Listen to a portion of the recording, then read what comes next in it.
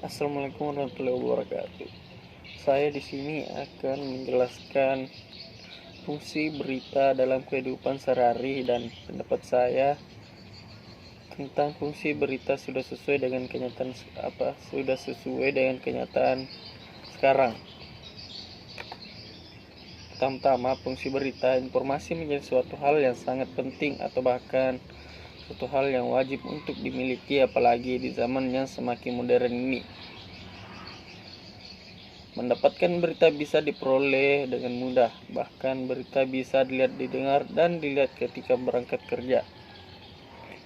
Dalam berita ternyata juga memiliki fungsi pada kehidupan sehari-hari untuk memberikan informasi kepada khalayak umum. Secara spesifik, berita dibuat dengan fungsi tertentu. Nah, berikut ini adalah fungsi serta dibuatnya sebuah berita. 1. Untuk menyampaikan informasi. Fungsi dan tujuan utama dibuatnya berita adalah untuk menyampaikan informasi tentang peristiwa atau kejadian yang sedang maupun sudah terjadi. Informasi disajikan dalam informasi yang penting, terkini, menarik, dan banyak menjadi perhatian masyarakat. Contohnya adalah peristiwa terkini, kecelakaan, politik, ekonomi, kesehatan, sosial budaya, gaya hidup, dan lain sebagainya. 2. Membantu masyarakat bersikap terbuka.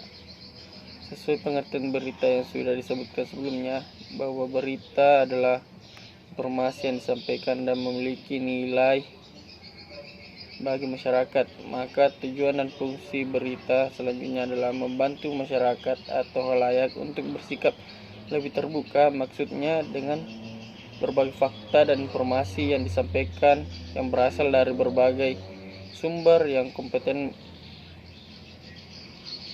masyarakat jadi mendapatkan input dari berbagai sumber.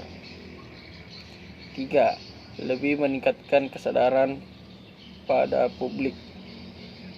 Berita yang disampaikan berdasarkan fakta ini diharapkan bisa meningkatkan kesadaran publik atas isu-isu tertentu yang sedang berkembang. Maksudnya, publik atau masyarakat bisa lebih memahami isu-isu yang sedang diperbincangkan, pentingnya serta dampak atau implikasinya bagi kehidupannya di masyarakat. Isu yang dimaksud pun beragam, mulai dari isu lingkungan hidup, kesehatan, ekonomi, politik, dan lain-lainnya. 4. Membentuk opini publik. Fungsi terakhir dari berita adalah untuk membentuk opini publik. Ini tidak berarti buruk, namun juga tidak bisa dilakukan baik. Ada teori bernama agenda setting yang mana berkaitan dengan media. Masa mengatakan bahwa media termasuk dalam hal ini. Berita cenderung membentuk kepedulian dan perhatian pada isu tertentu.